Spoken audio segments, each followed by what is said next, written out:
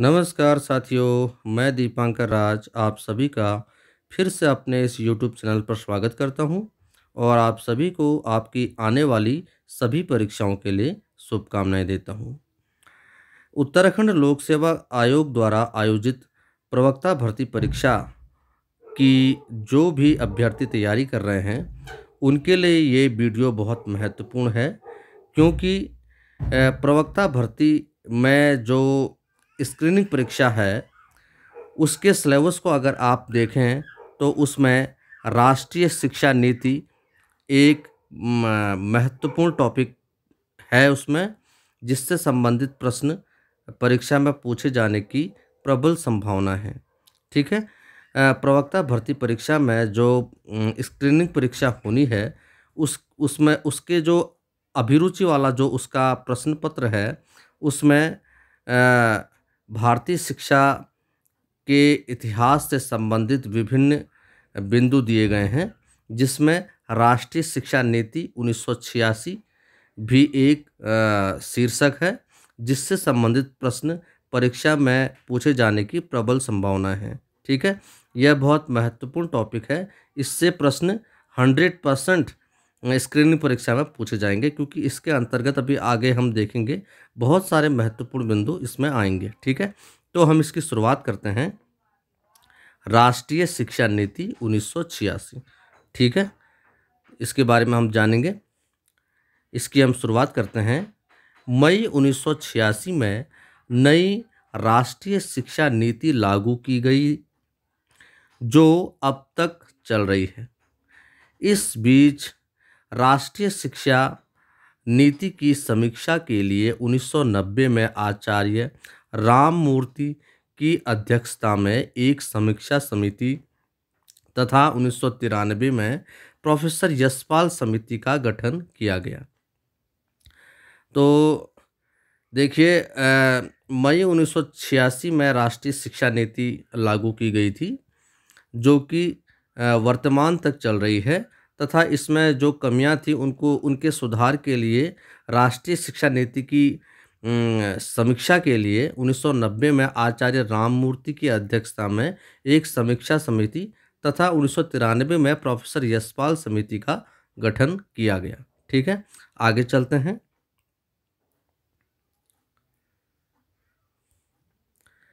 पूर्व इसरो प्रमुख और पद्म विभूषण पुरस्कार प्राप्तकर्ता कृष्ण स्वामी कस्तूरी रंगन को राष्ट्रीय शिक्षा नीति का अंतिम मसौदा तैयार करने के लिए समिति के अध्यक्ष के रूप में नियुक्त किया गया था। ठीक है, तो राष्ट्रीय शिक्षा नीति 1986 राष्ट्रीय शिक्षा नीति 1986 में प्रोफेसर कृष्णा स्वामी कस्तूरी रंगन, जो कि पद्म विभूषण पुरस्कार प्राप्तकर्ता और इसरो के पूर्व प्रमुख रह चुके थे, उनकी अध्यक्षता में राष्ट्रीय शिक्षा नीति 1986 का अंतिम मसौदा तैयार किया गया था। इस प्रकार राष्ट्रीय शिक्षा नीति 1986 के जो अध्यक्ष थे वे थे कृष्णा स्वामी कस्तूरी रंगन। ठीक है, जो कि पूर्व इसरो प्रमुख थे और पद्म विभूषण पुरस्कार से सम्मानित थे। ठीक है, तो ये एक महत्वपूर्ण प्रश्न यहाँ पर से आपका बनता है कि राष्ट्रीय शिक्षा नीति 1986 की अध्यक्षता किसने की थी, या राष्ट्रीय शिक्षा नीति 1986 के अध्यक्ष कौन थे? तो वो थे कृष्णा स्वामी कस्तूरी रंगन। ठीक है, जिनकी अध्यक्षता में ही राष्ट्रीय शिक्षा नीति 1986 का मसौदा तैयार हुआ। ठीक है, आगे चलते हैं। इस समिति में अध्यक्ष के अलावा 8 सदस्य हैं। शिक्षा पर राष्ट्रीय नीति 1986 बनाई गई थी और 1992 में संशोधित की गई थी। ठीक है, आप ये जो हैं शब्द है इसको आप थे समझिए। ठीक है, थे। ठीक है, और यहाँ भी आप थे, था, इसको आप था समझिए। ठीक है, तो इस प्रकार इस समिति में अध्यक्ष के अलावा 8 सदस्य थे। शिक्षा पर राष्ट्रीय नीति 1986 में बनाई गई थी और 1992 में संशोधित की गई थी। ठीक है, तो आपने देखा कि मई 1986 में राष्ट्रीय शिक्षा नीति लागू की गई थी और इसी से संबंधित प्रावधान अभी तक चल रहे हैं। इसकी समीक्षा के लिए 1990 में आचार्य राममूर्ति की अध्यक्षता में एक समीक्षा समिति तथा 1993 में प्रोफेसर यशपाल समिति का गठन किया गया था, जो इसमें कमियां रह गई थी उनके सुधार के लिए।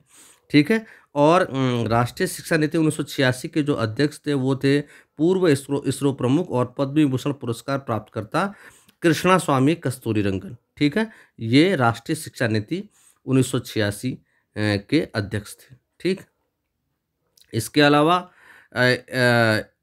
इनके अलावा इस समिति में 8 अन्य सदस्य भी थे। ठीक है, और जिनके द्वारा राष्ट्रीय शिक्षा नीति 1986 का मसौदा तैयार किया गया था और 1992 में इसे संशोधित किया गया था। ठीक है, आगे चलते हैं। अब हम आते हैं राष्ट्रीय शिक्षा नीति 1986 के प्रमुख बिंदु। ठीक है, क्या बिंदु थे राष्ट्रीय शिक्षा नीति 1986 के प्रमुख बिंदु? ठीक है, इसके बारे में हम देखेंगे। पहला पॉइंट है, इस नीति का उद्देश्य असमानताओं को दूर करने, विशेष रूप से भारतीय महिलाओं, अनुसूचित जनजातियों और अनुसूचित जाति समुदायों के लिए शैक्षिक अवसर की बराबरी करने पर विशेष जोर देना था। ठीक है, तो इस नीति का उद्देश्य क्या था? असमानताओं को दूर करना, विशेष रूप से भारतीय महिलाओं, अनुसूचित जनजातियों और अनुसूचित जाति समुदायों के लिए शैक्षिक अवसर की बराबरी करने पर विशेष जोर देना इस शिक्षा नीति का प्रमुख उद्देश्य था। ठीक है, आगे चलते हैं। इस नीति ने प्राथमिक स्कूलों को बेहतर बनाने के लिए ऑपरेशन ब्लैक बोर्ड लॉन्च किया। महत्वपूर्ण पॉइंट, बहुत ही महत्वपूर्ण पॉइंट, कि ऑपरेशन ब्लैक बोर्ड किस नीति के तहत, किस शिक्षा नीति के तहत लॉन्च किया गया? तो राष्ट्रीय शिक्षा नीति 1986। ठीक, राष्ट्रीय शिक्षा नीति 1986 के तहत ऑपरेशन ब्लैक बोर्ड लॉन्च किया गया था। ठीक है, तो इस नीति ने, जिसका संबंध है ऑपरेशन ब्लैक बोर्ड का संबंध है प्राथमिक शिक्षा से। ठीक है, आप यहाँ देख रहे हैं प्राथमिक शिक्षा से ऑपरेशन ब्लैक बोर्ड का संबंध है। ठीक है, ऑपरेशन ब्लैक बोर्ड का जो संबंध है वो है प्राथमिक शिक्षा से।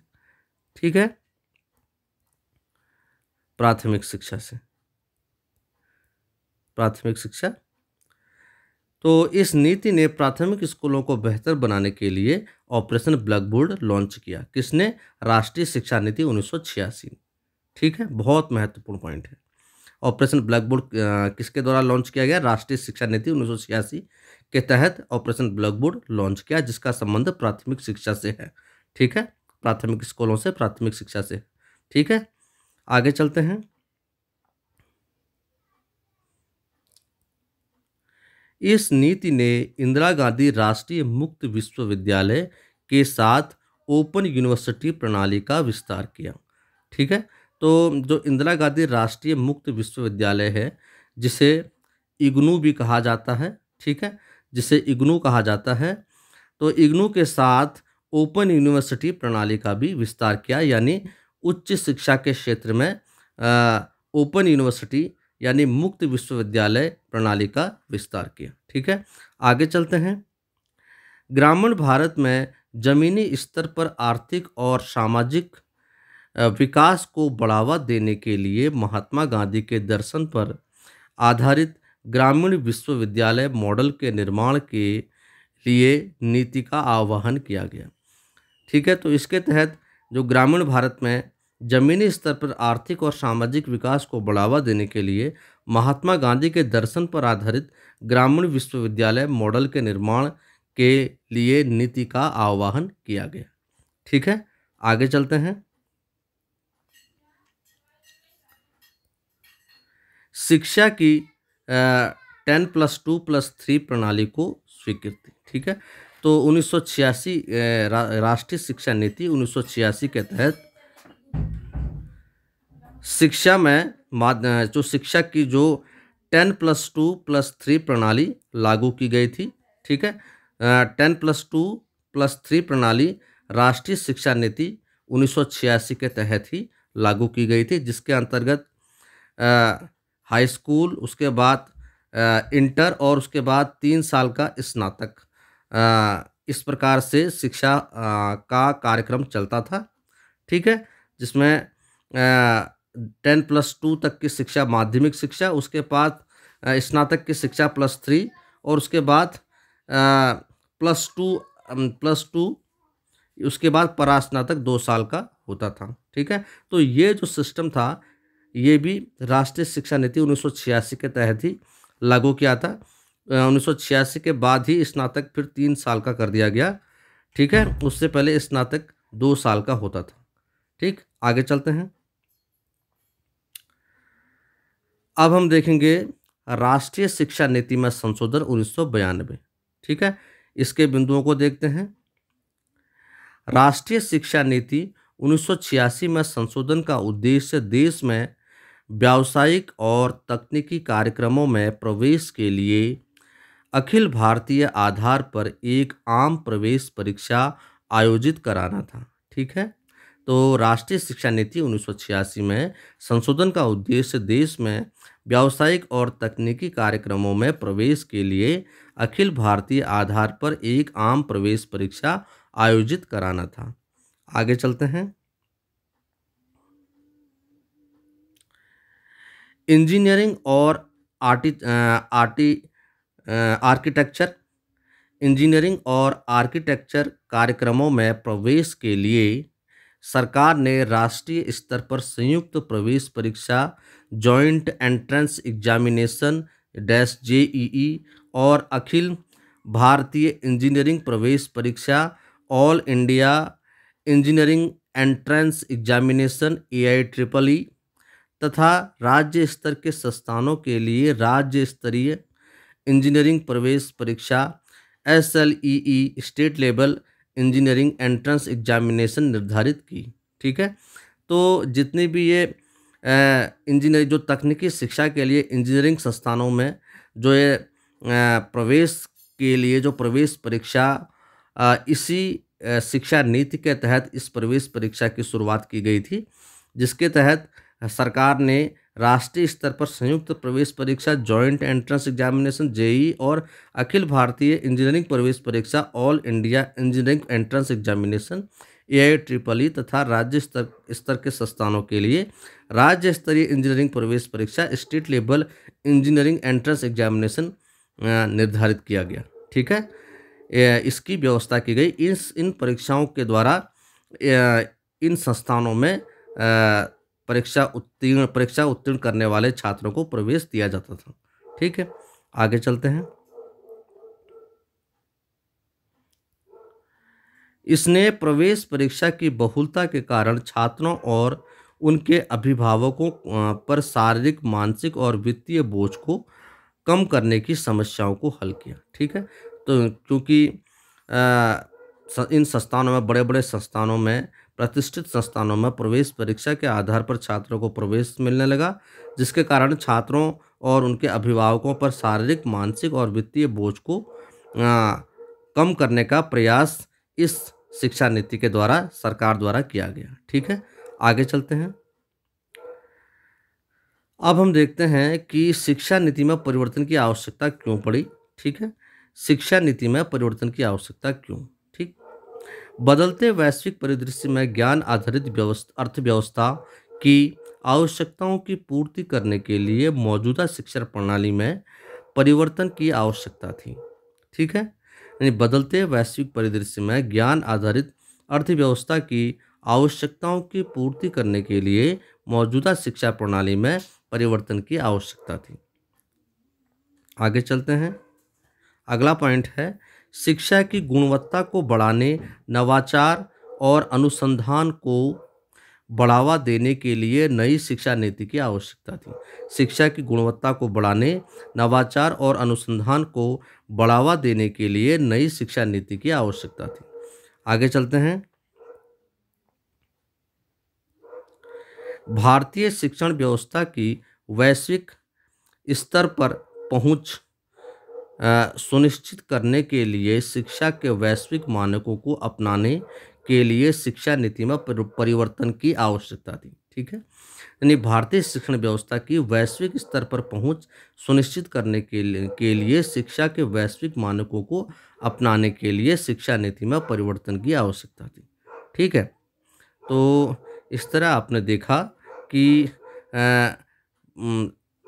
शिक्षा नीति में परिवर्तन की आवश्यकता क्यों पड़ी, क्योंकि बदलते वैश्विक परिदृश्य में ज्ञान आधारित अर्थव्यवस्था की आवश्यकताओं की पूर्ति करने के लिए मौजूदा शिक्षा प्रणाली में परिवर्तन की आवश्यकता थी। शिक्षा की गुणवत्ता को बढ़ाने, नवाचार और अनुसंधान को बढ़ावा देने के लिए नई शिक्षा नीति की आवश्यकता थी। अगला, भारतीय शिक्षण व्यवस्था की वैश्विक स्तर पर पहुंच सुनिश्चित करने के लिए शिक्षा के वैश्विक मानकों को अपनाने के लिए शिक्षा नीति में परिवर्तन की आवश्यकता थी। ठीक है, आगे चलते हैं। अब हम देखते हैं राष्ट्रीय शिक्षा नीति पर आधारित बहुविकल्पी परीक्षा उपयोगी प्रश्न, जो कि आपकी स्क्रीनिंग परीक्षा में इस तरीके के प्रश्न आपसे पूछे जा सकते हैं। राष्ट्रीय शिक्षा नीति 1986 पर आधारित बहुविकल्पी परीक्षा उपयोगी प्रश्न। ठीक है, तो इन प्रश्नों को हम देखते हैं। पहला प्रश्न है, दूसरी राष्ट्रीय शिक्षा नीति 1986 के समय भारत के प्रधानमंत्री कौन थे? तो 1986 में राष्ट्रीय शिक्षा नीति 1986 के समय भारत के प्रधानमंत्री थे राजीव गांधी। ठीक है, अगला प्रश्न है, ऑपरेशन ब्लैक बोर्ड किसके सुझाव पर शुरू किया गया? तो इसका उत्तर है, अभी हम पढ़ रहे थे, राष्ट्रीय शिक्षा नीति 1986 के सुझाव पर ऑपरेशन ब्लैक बोर्ड लॉन्च किया गया। ऑपरेशन ब्लैक बोर्ड की शुरुआत राष्ट्रीय शिक्षा नीति 1986 की सिफारिशों के आधार पर हुई थी। अगला प्रश्न है, किस वर्ष ऑपरेशन ब्लैक बोर्ड की शुरुआत हुई? तो ऑपरेशन ब्लैक बोर्ड की शुरुआत हुई थी 1987 ईस्वी में। ठीक है, 1986 में इसको लॉन्च किया गया और 1987 में ऑपरेशन ब्लैक बोर्ड की शुरुआत हुई। अगला प्रश्न है,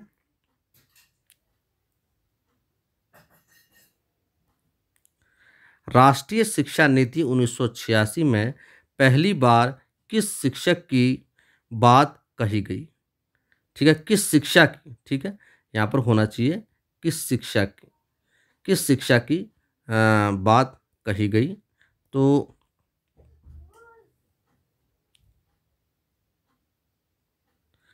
राष्ट्रीय शिक्षा नीति 1986 में पहली बार किस शिक्षा नीति, ठीक है, किस शिक्षा की बात की गई? ठीक, राष्ट्रीय शिक्षा नीति 1986 में किस प्रकार की शिक्षा या किस शिक्षा की बात कही गई? तो वो थी कंप्यूटर शिक्षा। तो कंप्यूटर शिक्षा के बाद पहली बार राष्ट्रीय शिक्षा नीति 1986 में कही गई थी। आगे चलते हैं। अगला प्रश्न है, राष्ट्रीय शिक्षा नीति 1986 ईस्वी का मुख्य योगदान है। तो वो योगदान क्या है? मुक्त विश्वविद्यालय, नवोदय विद्यालय एवं ऑपरेशन ब्लैक बोर्ड। ठीक है, तो मुक्त विश्वविद्यालय राष्ट्रीय शिक्षा नीति 1986 के तहत इसकी स्थापना की गई। नवोदय विद्यालयों की स्थापना भी राष्ट्रीय शिक्षा नीति 1986 के तहत शुरू की गई और ऑपरेशन ब्लैक बोर्ड की शुरुआत भी राष्ट्रीय शिक्षा नीति 1986 के तहत ही शुरू की गई थी। इस प्रकार मुक्त विश्वविद्यालय, नवोदय विद्यालय एवं ऑपरेशन ब्लैक बोर्ड ये राष्ट्रीय शिक्षा नीति 1986 की ही देन है। ठीक है, आगे चलते हैं। अगला प्रश्न देखते हैं। ये बहुत महत्वपूर्ण प्रश्न है जो कि परीक्षा में पूछे जाने की जिनकी प्रबल संभावना है। अगला प्रश्न है, राष्ट्रीय शिक्षा नीति 1986 का प्रतिवेदन कितने खंडों में तैयार किया गया था? तो इसका उत्तर है 12 खंडों में। राष्ट्रीय शिक्षा नीति 1986 का प्रतिवेदन कितने खंडों में तैयार किया गया था? उत्तर है इसका 12 खंडों में। अगला प्रश्न है, राष्ट्रीय शिक्षा नीति 1986 में क्या क्या सुझाव दिए गए थे? ठीक है, तो इसका उत्तर है कंप्यूटर शिक्षा का, ग्रामीण विश्वविद्यालय का एवं राष्ट्रीय मुक्त विद्यालय का। ठीक है, तो इसमें क्या क्या सुझाव दिए गए? कंप्यूटर शिक्षा का, ग्रामीण विश्वविद्यालय का एवं राष्ट्रीय मुक्त विद्यालय का। ठीक है, आगे चलते हैं। अगला प्रश्न है, यहाँ पर देखिए, अगला प्रश्न है, राष्ट्रीय शिक्षा नीति 1986 की समीक्षा किसके द्वारा की गई थी? तो राष्ट्रीय शिक्षा नीति 1986 की समीक्षा की गई थी राममूर्ति समिति 1990 के द्वारा। राममूर्ति समिति 1990 के द्वारा राष्ट्रीय शिक्षा नीति 1986 की समीक्षा की गई थी। अगला प्रश्न है, डाइट्स DIETS डाइट्स की स्थापना किसकी सिफारिश पर की गई थी? तो डाइट्स की स्थापना राष्ट्रीय शिक्षा नीति 1986 की सिफारिश पर की गई थी। डाइट्स जहां अध्यापकों को प्रशिक्षण दिया जाता है, ठीक है, जिला स्तर पर, तो डाइट्स जैसे प्रशिक्षण संस्थानों की स्थापना राष्ट्रीय शिक्षा नीति 1986 की सिफारिश पर ही की गई थी। ठीक है, आगे चलते हैं। संशोधित राष्ट्रीय शिक्षा नीति 1992 में प्राथमिक शिक्षा को कब तक सर्वसुलभ बनाने की घोषणा की गई? तो देखिए, जब कोई योजना चलाई जाती तो उसका परिणामों की एक टारगेट तय किया जाता है कि इतने समय में हम इसके परिणामों को पूर्ण होते हुए देखेंगे और इसके इतने समय तक इतने समय बाद यह परिणाम हमें दिखाई देने लगेंगे। तो इसके तहत संशोधित राष्ट्रीय शिक्षा नीति 1992 में प्राथमिक शिक्षा को कब तक सर्वसुलभ बनाने की घोषणा की गई? तो ये वर्ष 2000 तक प्राथमिक शिक्षा को सभी के लिए सर्वसुलभ बनाने की घोषणा की गई थी। ठीक है, आगे चलते हैं। अगला प्रश्न है,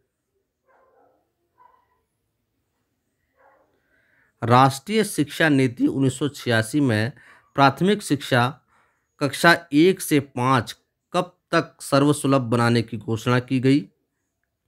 ये 1990 ईस्वी तक।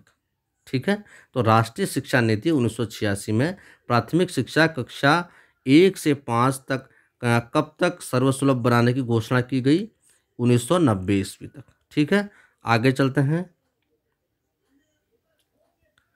राष्ट्रीय शिक्षा नीति के लक्ष्य क्या रहे?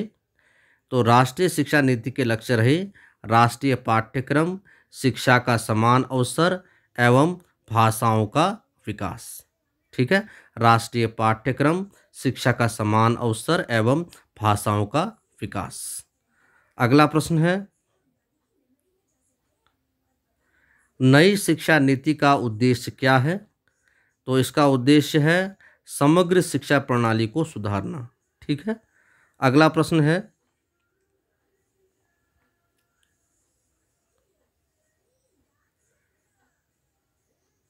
14वां प्रश्न है, त्रिभाषा सूत्र 3 लैंग्वेज फॉर्म दिया गया था NP 1968। ये राष्ट्रीय शिक्षा नीति 1986 से पहले की शिक्षा नीति, जिसे राष्ट्रीय शिक्षा नीति 1968 कहा जाता है। ठीक है, और जिसे कोठारी कमीशन भी कहा जाता है। तो उसके तहत त्रिभाषा सूत्र दिया गया था, जिसमें 3 भाषाओं को प्राथमिक स्तर पर बच्चों को पढ़ाया जाता था, हिंदी, इंग्लिश, संस्कृत या अन्य क्षेत्रीय भाषाएं। ठीक है, आगे चलते हैं।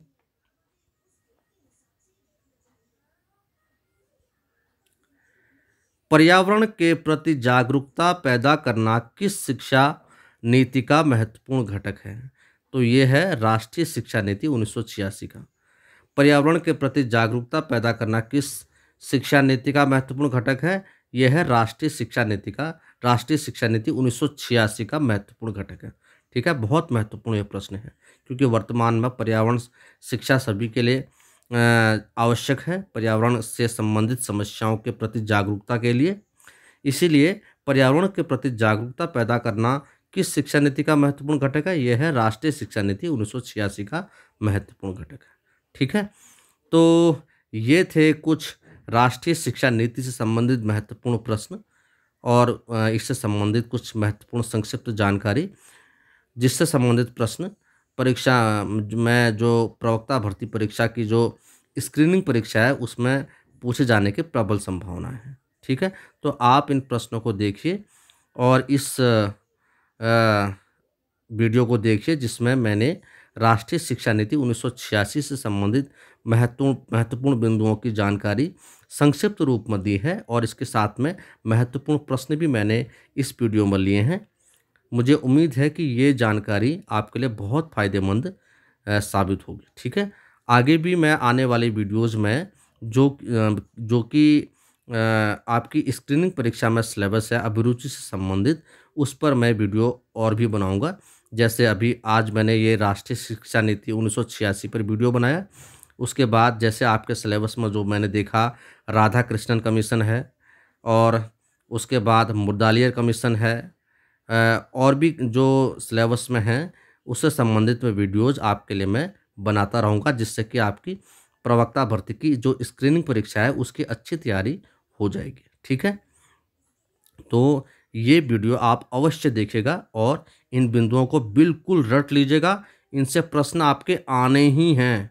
ठीक है, और मुझे उम्मीद है कि ये जानकारी आपको अच्छी लगेगी और आपके लिए बहुत फ़ायदेमंद साबित होगी। ठीक है, ऐसी ही जानकारी आपको और मैं देता रहूं और मैं ऐसे महत्वपूर्ण वीडियोज़ आपके सिलेबस के अनुसार बनाता रहूं और जो आप तक तुरंत पहुंचे, इसके लिए आपको क्या करना है, इस चैनल को आपने लाइक करना है, शेयर करना है और सब्सक्राइब करना है, ताकि मैं जो भी वीडियो अपलोड करूं वो आप तक तुरंत पहुंचे। ठीक है, तो आगे के आने वाले जो वीडियोज़ होंगे उनमें मैं अभिरुचि से संबंधित और भी जानकारी आपके सामने रखूँगा। ठीक है, तो आप तब तक के लिए इस वीडियो को देखिए और इससे जानकारी का लाभ उठाइए और मैं तो कहूँ इसके महत्वपूर्ण बिंदुओं को आप नोट कीजिए और बिल्कुल रट लीजिए, क्योंकि प्रश्न इससे आने ही हैं।